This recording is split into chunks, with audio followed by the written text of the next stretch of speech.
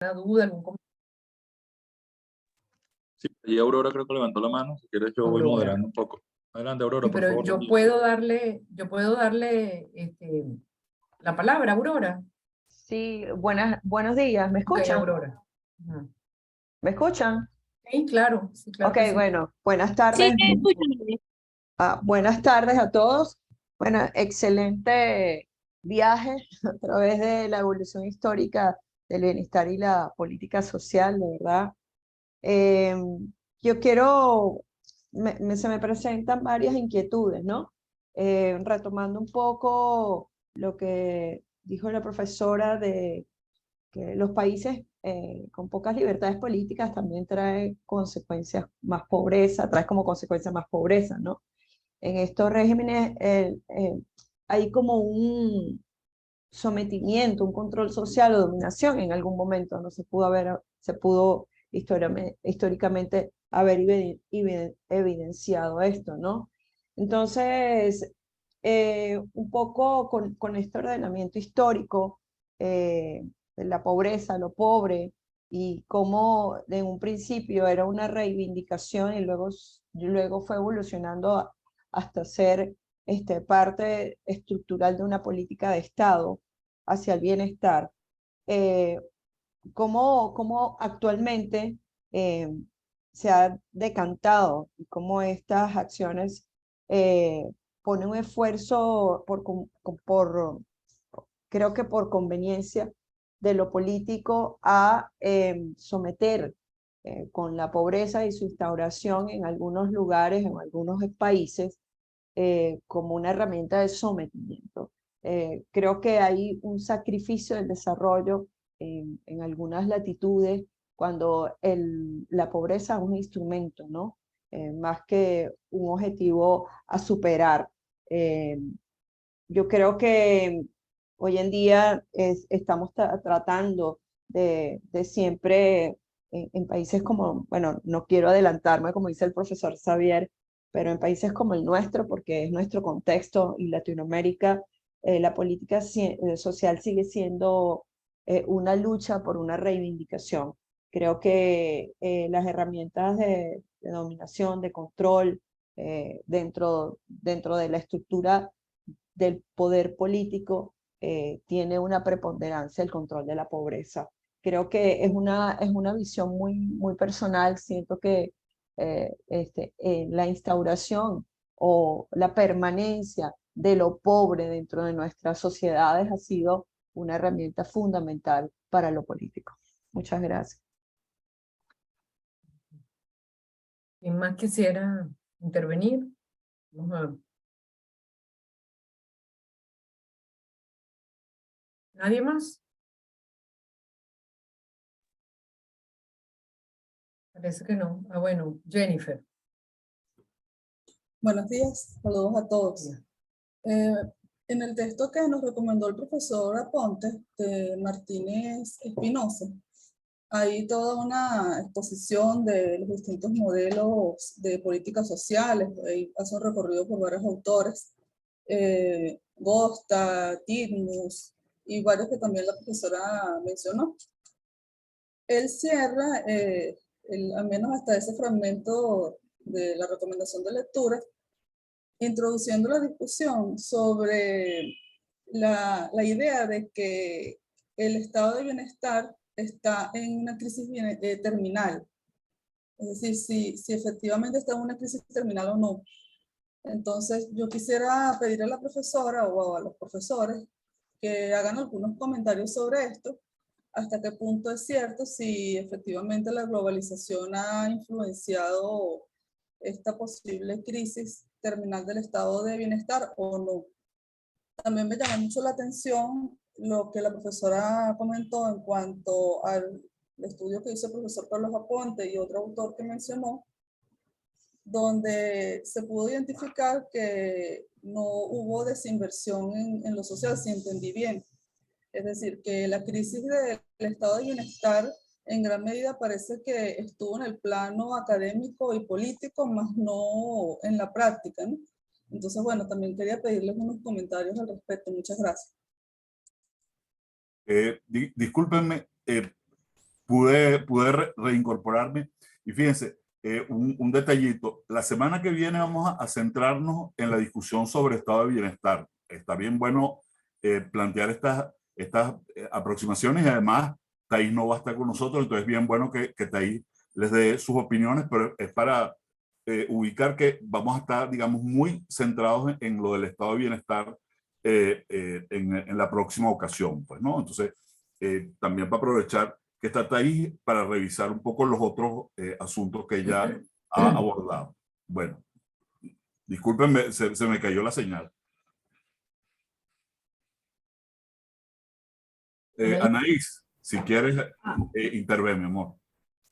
Sí, también quería plantear eso último, por lo que planteaba Jennifer, ¿no? También quisiera como una explicación más amplia de eso, de que no hubo una crisis real, sino como una suerte de percepción de la crisis del estado de bienestar, porque creo que eso que señalaba Thais, de que a partir de los años 80 el debate se centra más en el tema del crecimiento económico como objetivo y menos en el debate sobre el desarrollo, creo que merece un comentario más amplio. Y lo segundo, que yo diría, sé que lo vamos a discutir mejor la semana que viene, pero bueno, como se ha citado tanto Alemania y el caso alemán, y creo que lo conozco, digamos, tengo como una cercanía bastante con eso, yo creo que incluso hoy en Alemania está planteado el debate de que ese estado de bienestar como lo conocimos, en efecto, digamos, si no se acabó, está en una transformación muy profunda, que además está eso como muy transversalizada por la erupción de la era digital y cómo eso está transformando el mundo y las relaciones de trabajo, sin que signifique que vaya a desaparecer el trabajo, digamos, manual de los trabajadores organizados, ¿no? Y un tercer comentario de, bueno, de esta relación que hay entre organizaciones, sociedad civil presionando, demandándole cosas al Estado, creo que también se está transformando o está en una cierta crisis en términos de, bueno, cómo la gente concibe su relación con el Estado, sobre todo en países como los nuestros, ¿no? Pero también en el norte global. Entonces, bueno, quería como apuntar esas tres cosas porque creo que atraviesan bastante la discusión para pensar cuáles serían las iniciativas o qué innovaciones nos tocaría a nosotros pensar desde acá para proponer un tipo de política social que se adecue al siglo XXI y que además en el caso venezolano pues además tendrá que ser correntista y todo eso. Eso era lo que quería comentar. Freddy, si quieres intervenir, bien bueno. Vale, muchísimas gracias. ¿Me escuchan bien? Se te escucha muy bien. Se escucha. Okay, perfecto, gracias.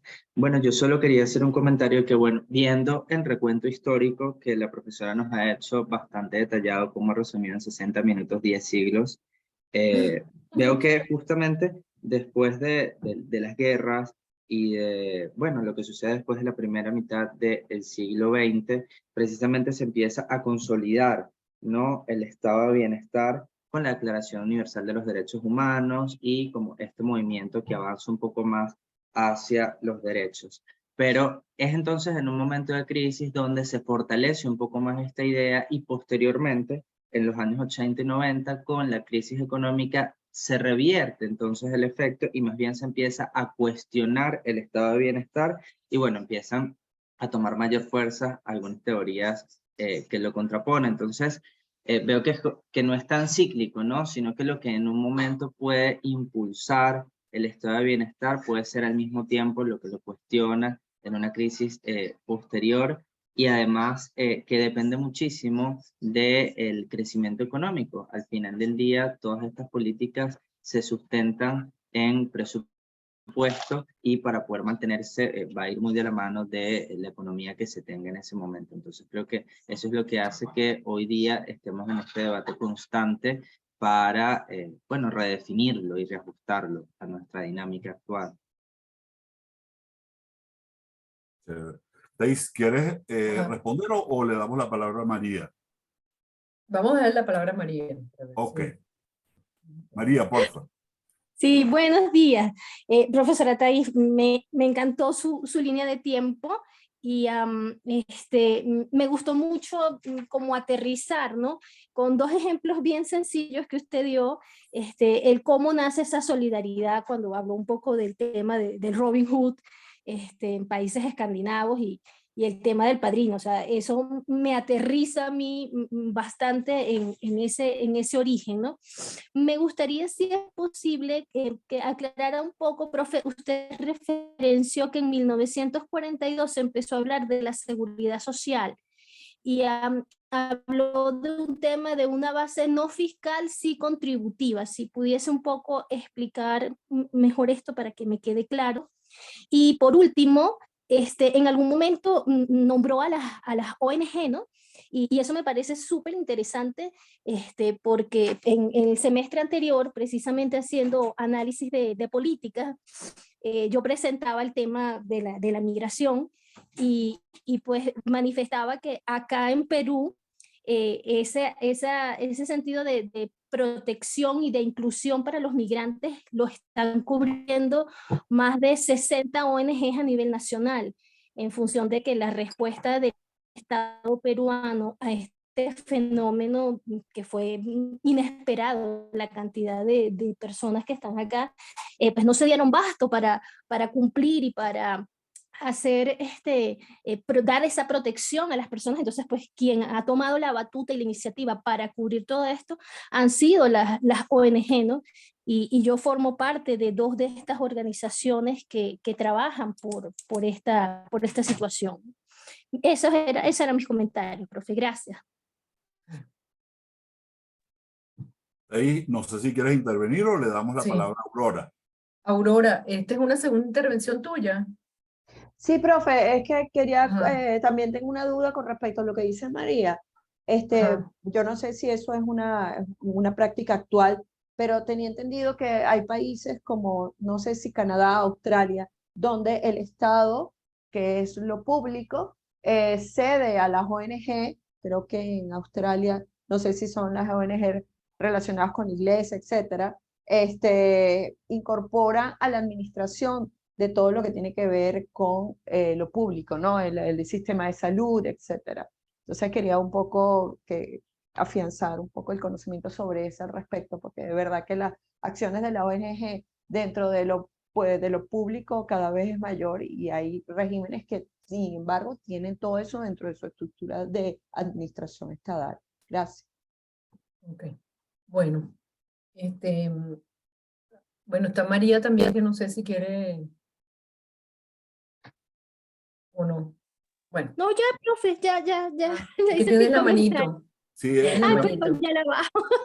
Ya la bajo hoy. Mira, em, eh, bueno, la evolución del estado del bienestar y del estado social, y después viene algo, otro que llaman estado social de bienestar o estado social de derechos, yo qué sé, es algo mucho más largo y más complejo. Aquí solamente tomamos una partecita de la realidad, que es, como dice en el programa el profesor Carlos, son los más emblemáticos. Son como las corrientes de pensamiento más importantes desarrolladas y más influyentes en el mundo, pero hay muchas otras, y además esto ha venido cambiando con el tiempo. Bueno, lo de los regímenes autoritarios, fíjate tú que esto no es tan cierto. Democracia, libertad y su relación con la política social. Porque sería es una trayectoria deseable y la más amplia, pero cuando hay excepciones, bueno, confirma la regla, como dice. Hay estados, sociedades, un ejemplo de ello que he seguido un poco de cerca es Singapur. Singapur es un estado autoritario, políticamente hablando. Un partido político que es uno solo, que es el del Estado. Es una cosa muy parecida a China, pero diferente. Bueno, no pasaron por la revolución china, ni tuvieron a Mao, pero es un Estado bien autoritario.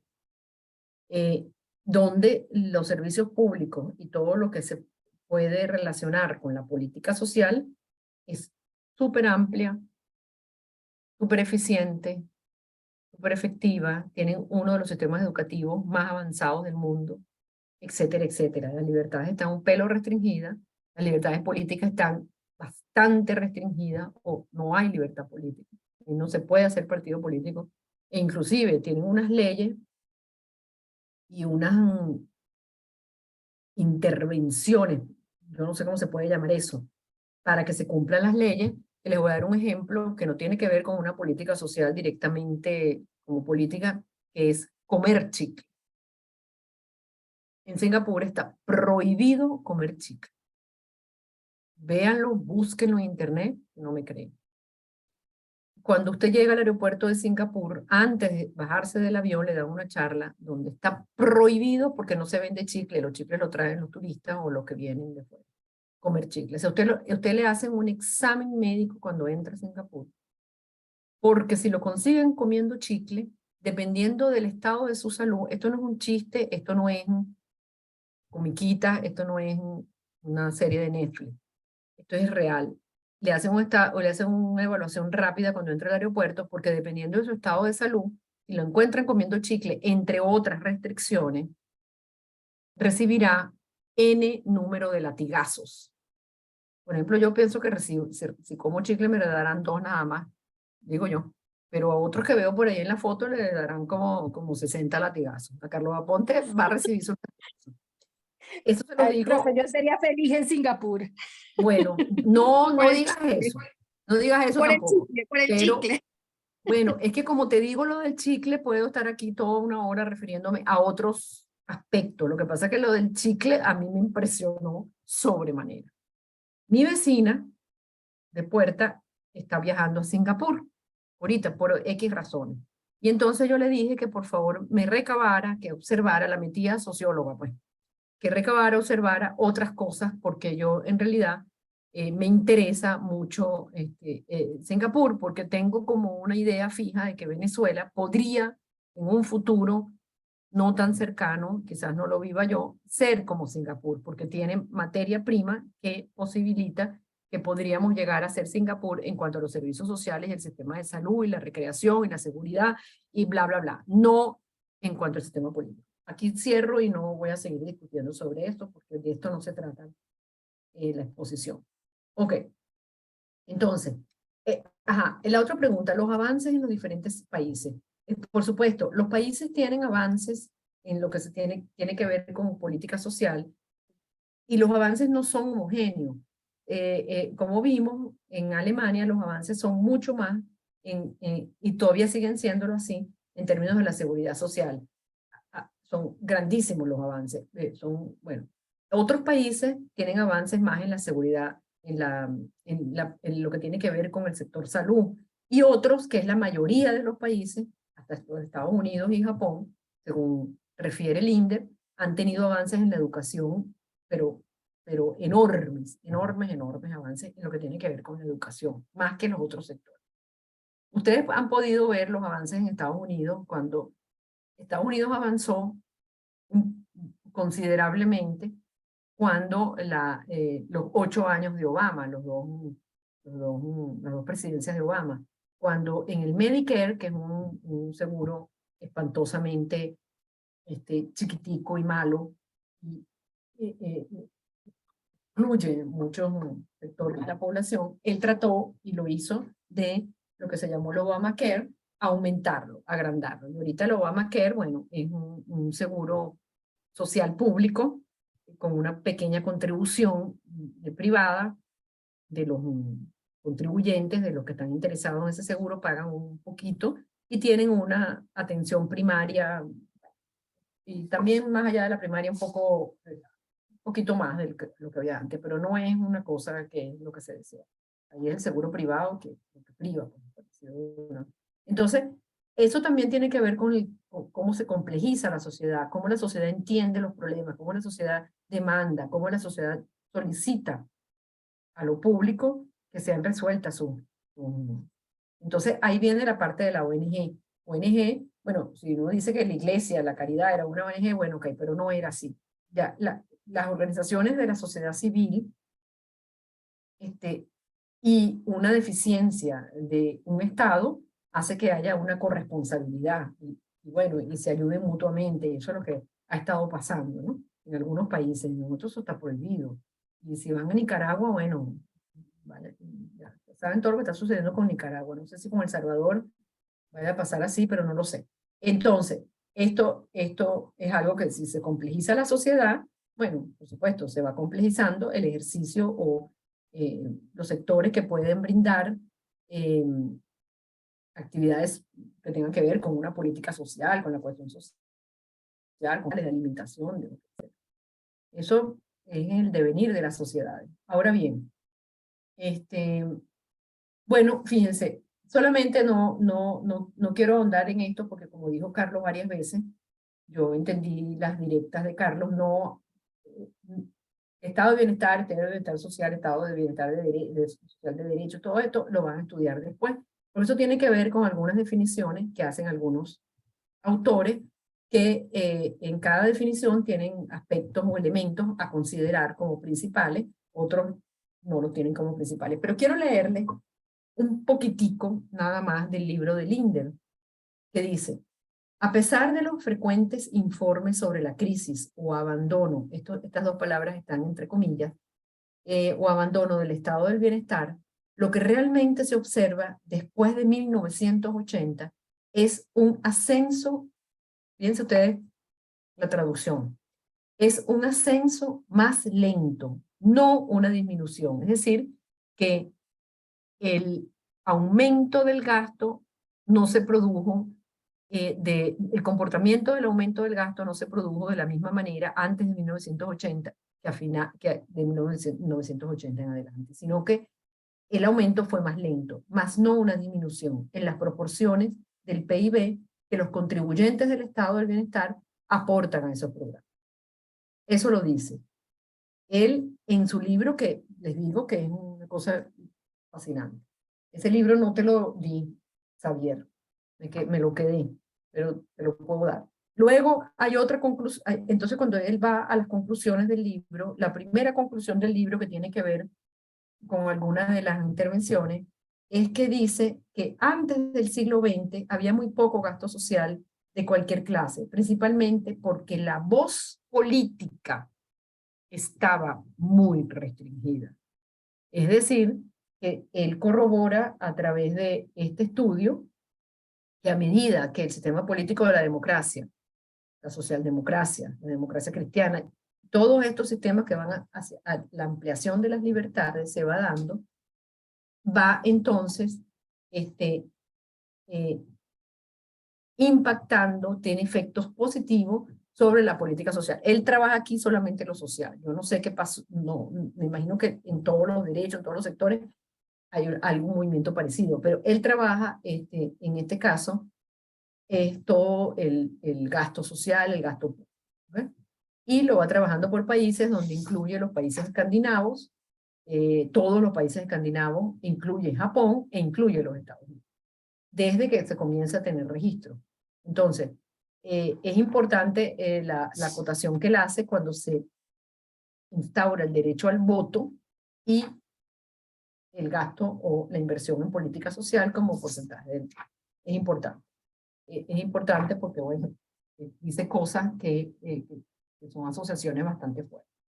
Ahora, eso no impide que existan países como Singapur y otros, Corea del Sur también tiene un sistema de política social y tiene un sistema más o menos represivo en términos políticos y, bueno, la política social. Eso lo que va diciendo es otra de las conclusiones de Linder, es que la política social a lo largo del tiempo va adquiriendo como una cierta autonomía societal del sector económico, digamos. Aunque también es cierto al revés, mientras si el sector económico está muy deprimido, que pasó por muchas depresiones, regresiones, sin embargo, la conclusión de todos estos siglos de Linder, repito, es que no ha habido disminución.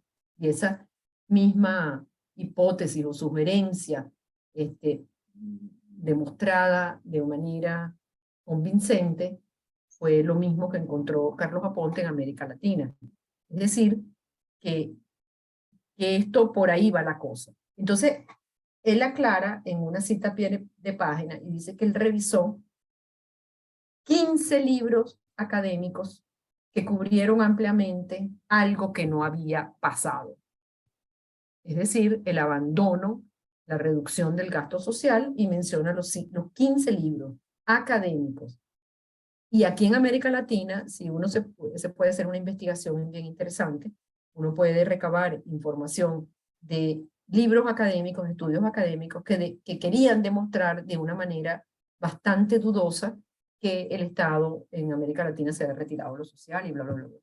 Él lo hace con 15 libros, ustedes lo pueden hacer con 10 o no sé. Pero es interesante desmontar cosas que, bueno, que la gente sigue repitiendo de paso. Bueno, la última tiene que ver con 1942 Seguro Social. Ajá, ¿por qué en Alemania comienza a no ser fiscal?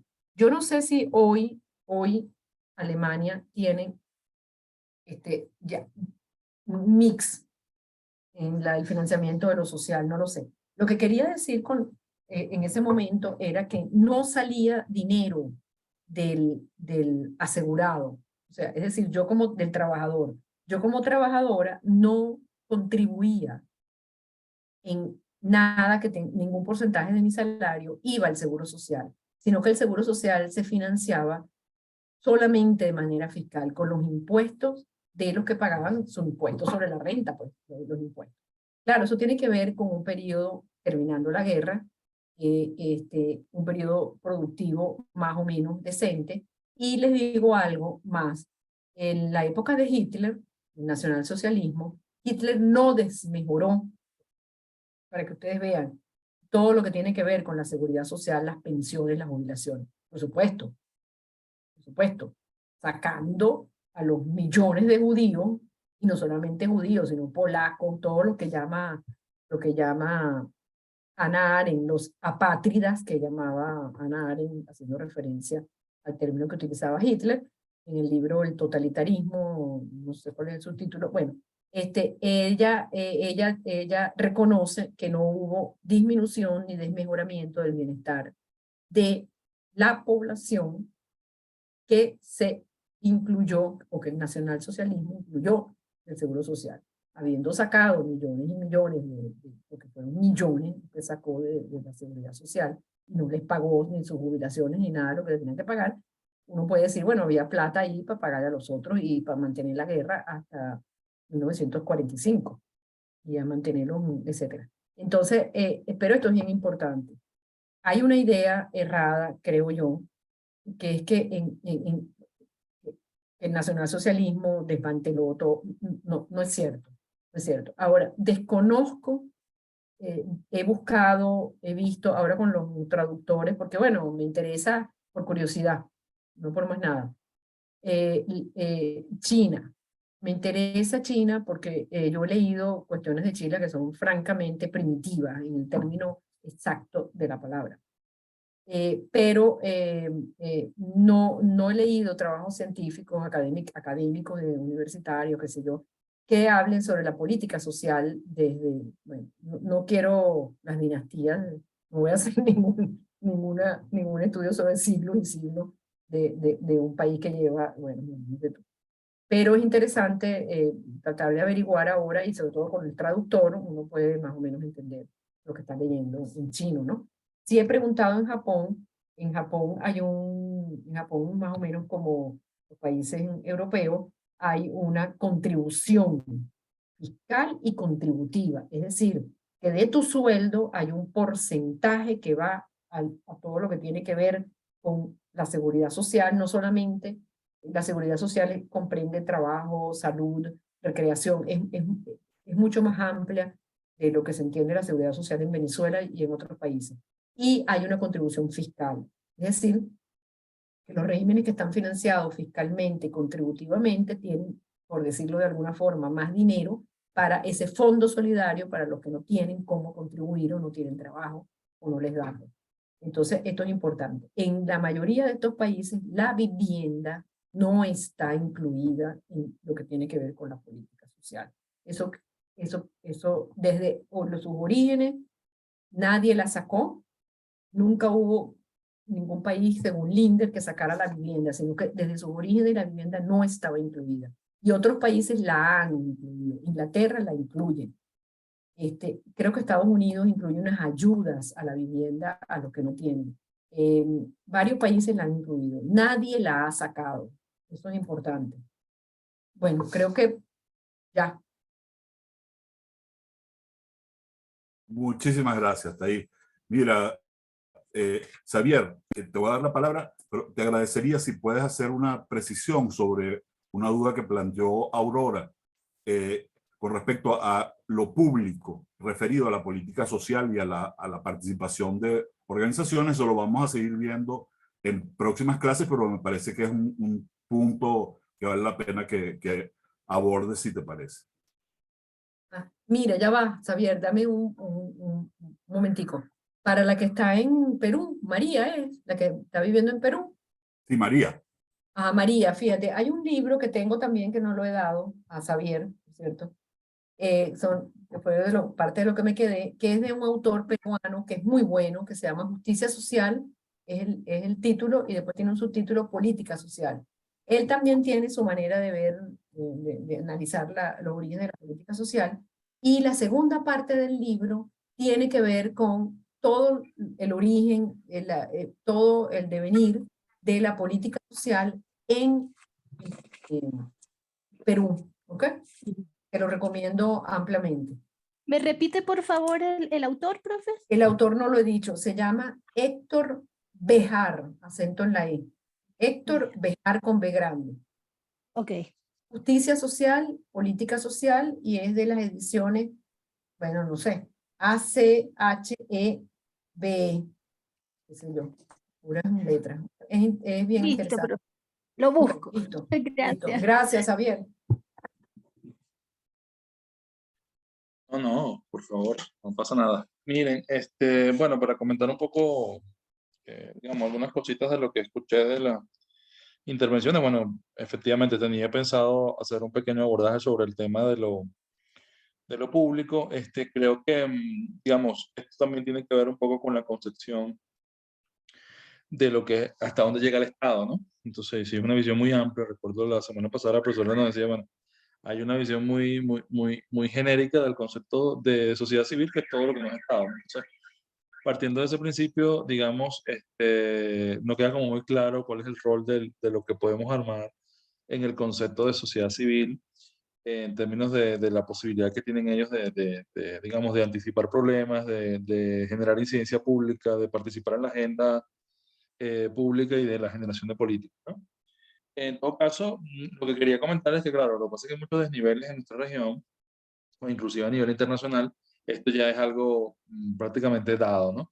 En el mundo entero está el tema de lo que llamamos las alianzas público-privadas. Es muy común, muy normal ver cosas que en esta, digamos, en esta lógica de una presencia excesiva del Estado en todos los ámbitos de la economía, bueno, los estados nacionales tenían empresas de todo tipo, ¿no? Entonces, con el tiempo, muchas de estas empresas, sobre todo en temas de servicios, se fueron trasladando, no enteramente en algunos casos al sector privado, sino que eran lo que llamamos alianzas público-privadas. Muchos aeropuertos del mundo se basan en esta lógica, también la lógica de la concesión, digamos, ayuda a que se combinen. En el caso venezolano también hubo experiencias donde el Estado permitió la participación de organizaciones no gubernamentales en procesos de ejecución de proyectos sociales, pero bueno, no me voy a meter con eso porque es un tema que van a tener más adelante.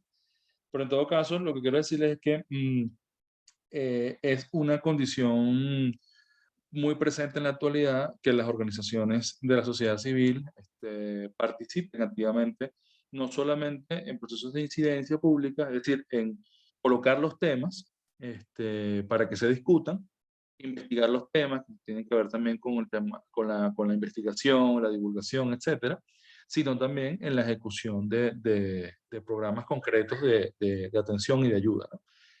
Por parte de los estados nacionales, con el financiamiento de Estado nacional, o también con financiamiento externo a través de la cooperación internacional. Es decir, no es exclusivo de una de estas formas. Entonces, esto no desdibuja al Estado, simplemente es una fórmula de participación. Entonces, por ejemplo, es como, veámoslo más claro en el caso venezolano, uno puede tener, digamos, observar colegios privados que existen, no es que tienen un programa educativo distinto, no es que enseñan historia de otro lado. Bueno, hay algunas escuelas que tienen como secciones específicas porque son colegios internacionales, pero digamos, para otorgarte el título de bachiller en Venezuela necesitas cumplir con unos requisitos. Entonces, bueno, aunque tú eres un una institución del sector privado, de la sociedad civil, como institución educativa, tú tienes que cumplir con unos requisitos y unos procedimientos que son las pautas que dicta la política educativa del Estado venezolano. Entonces, la ejecución de la política, la prestación de un servicio, el papel del Estado tiene que ser sobre todo el de garante, ¿no? El de garante digamos, del derecho. Más adelante, cuando me toque mi exposición, vamos a ver concretamente qué significa esto en relación a los tipos de obligaciones que tiene el Estado, ¿no? Y una de ellas es, en algunos casos, o sea, ofrecer educación pública, pero también tiene que proveer que si otro quiere brindar educación, cumpla con unos estándares y evitar que esas personas que se inscriban en estos centros educativos sean víctimas de alguna forma de violación de sus derechos en esta materia. Entonces, bueno, en todo caso, para no alargarme mucho con esto, creo que es un tema bien interesante. También se vincula con lo que han dicho en relación al tema de los regímenes que son autoritarios. Muchas veces cuando se ven buenos avances en materia económica y social, se omite, digamos, que hay violaciones de derechos en materia de derechos civiles y políticos, digamos.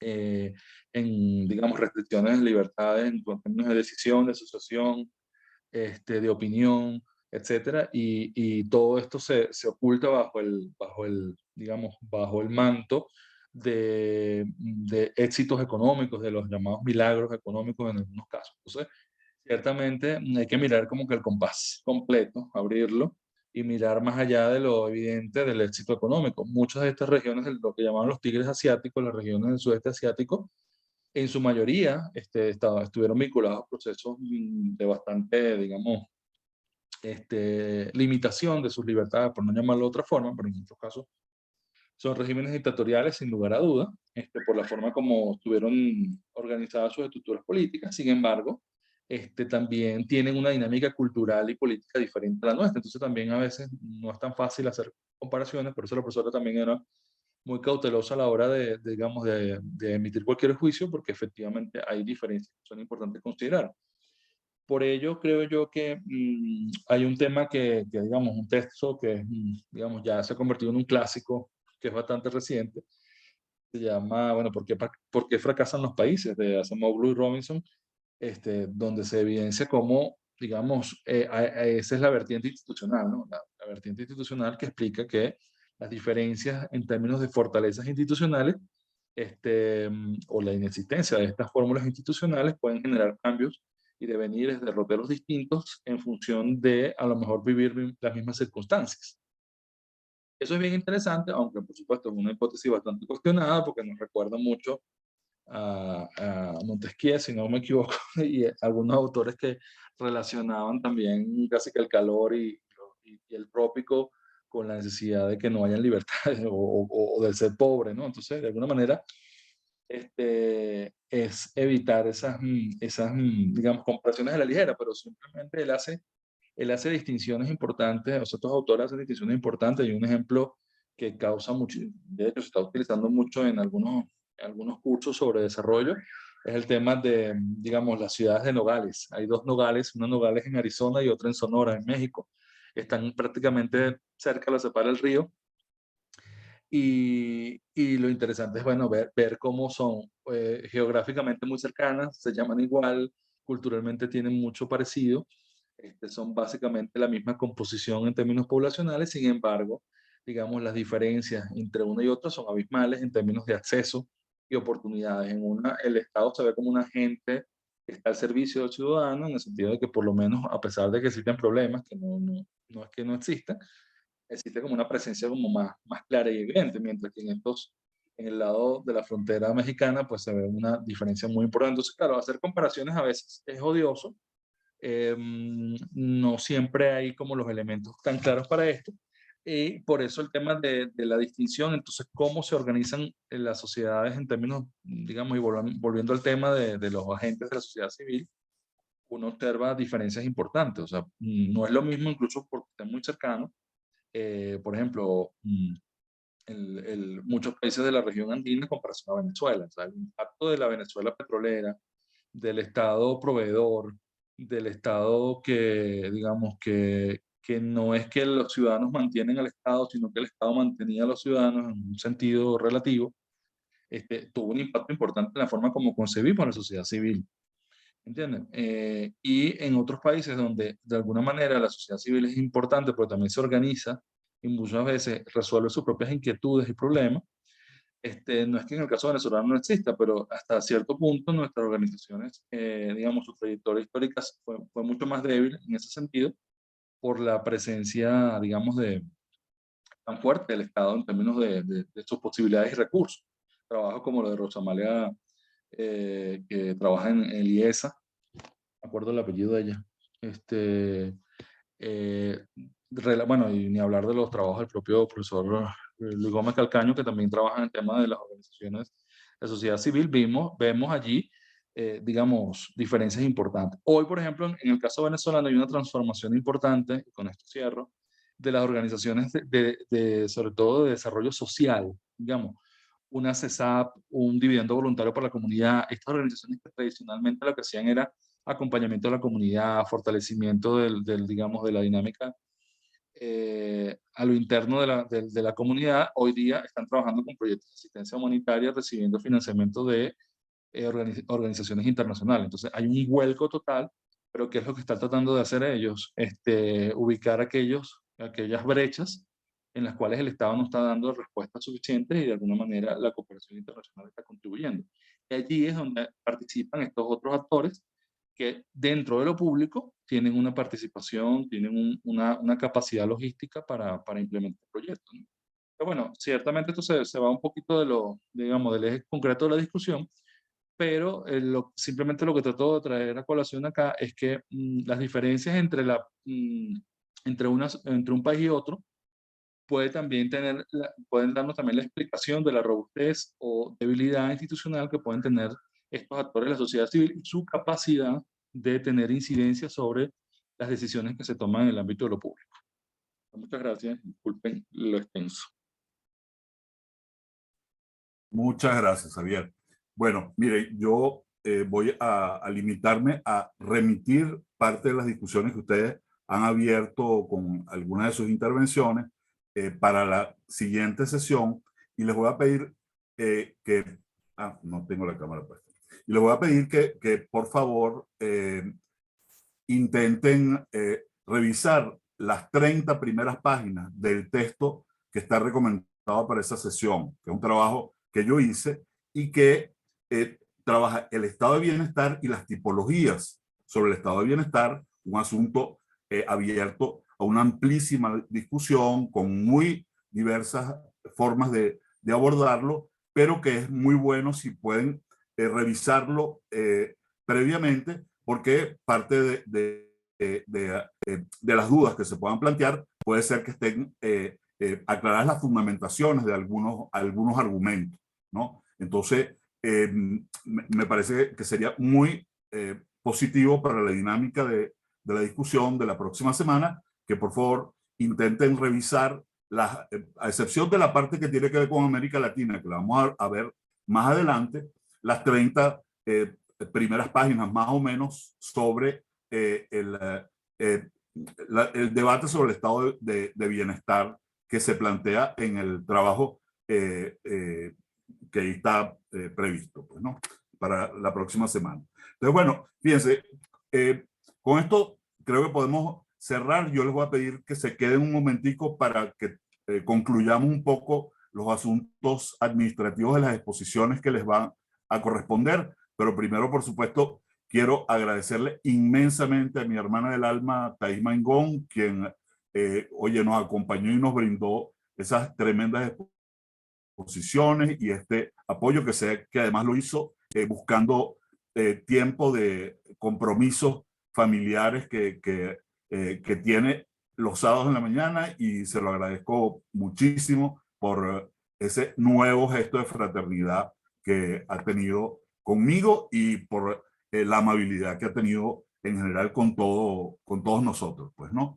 Y de nuevo a Xavier, Thais, justamente por ese tipo de compromiso no va a estar con nosotros en las próximas sesiones, pero Xavier nos va a poder acompañar, y le agradezco también a Xavier. Imagínense ustedes, con el cumpleaños de Indira, de su bebé de 1 año, que debe estar atareadísimo organizándolo. Xavier, muchísimas gracias, hermano, por estar aquí. Nos vamos a seguir viendo en las 2 próximas sesiones, y dentro de 2 sesiones Xavier va a hacer una exposición. Fíjense, quiero adelantarles también con respecto a la lectura para dentro de 2 semanas.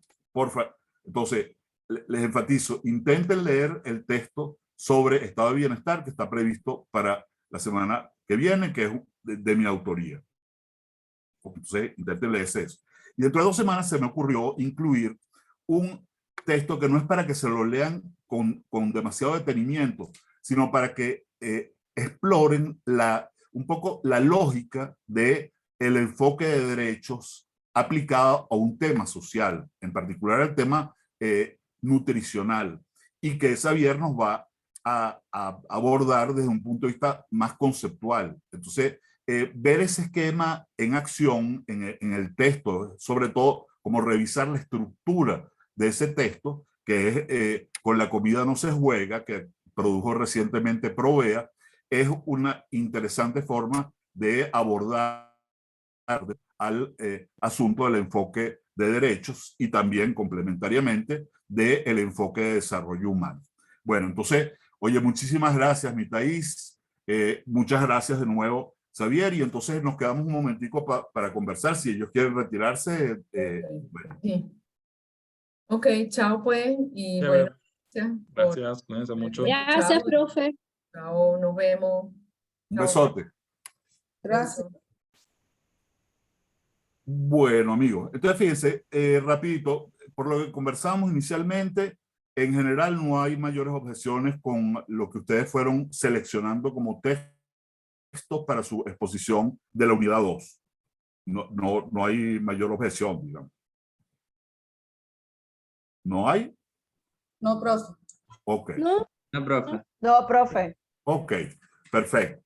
Bueno, entonces quedamos con esa distribución. Yo se los voy a pasar ordenadito. Y fíjense, para la exposición final yo he preparado envase de última generación, en donde hay unos papelitos. Entonces, para distribuir las exposiciones, fíjense, la primera por orden de nombre, ¿ok? O sea, que sigamos un poco a partir de lo que son, lo que aparece el orden en la información del WhatsApp de política social, ¿ok? Entonces, primero, Anaís. Entonces, para que veamos qué número le toca a Anaís, una mano inocente que es la mía. Vamos a ver, papelito como que los doblé demasiado. Bueno, a Anaís le tocó el número 2. Okay. Entonces sería la segunda expositora. Ok. Entonces, Aurora viene ahora. Vamos a ver. Aurora. Oye, quedó de la primera, pues. O sea, no sé qué bueno. Aurora sería la primera en el asunto. Está raro. Está raro. Oye, No, yo no sé quién auditoría. organizó esta broma. Déjame ver. Déjame ver. Si viene el 3, me autodenuncio. No, llegó el 6. O sea, ¿a quién le toca? A Freddy. Freddy entonces sería la sexta exposición. ¿Okay? Gracias, profe. Después, bueno, por suerte que, porque yo dije, si sale el 3 de verdad, yo renuncio. No puede ser. Ajá, entonces ahora le toca a Jennifer, que esta vez sí va, no le voy a poner el número 7, no, le tocó el número 4, ¿ok? Es la cuarta exposición, la de Jennifer. okay. Lucía, vamos a ver qué número le toca a Lucía.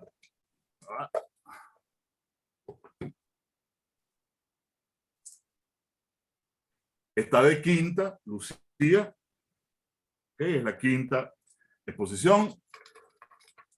Y quedan el 3 y el... Ah, bueno, y Roberto, que no está, se desconectó, tuvo problemas de conexión. Me escribió por el WhatsApp que estaba fuera de Caracas y que no lograba la conexión. Hoy estuvo horrible. Bueno, a mí me rebotó también. Entonces, ok, entonces María sería la tercera, ¿ok? La tercera expositora en la exposición final, ¿ok?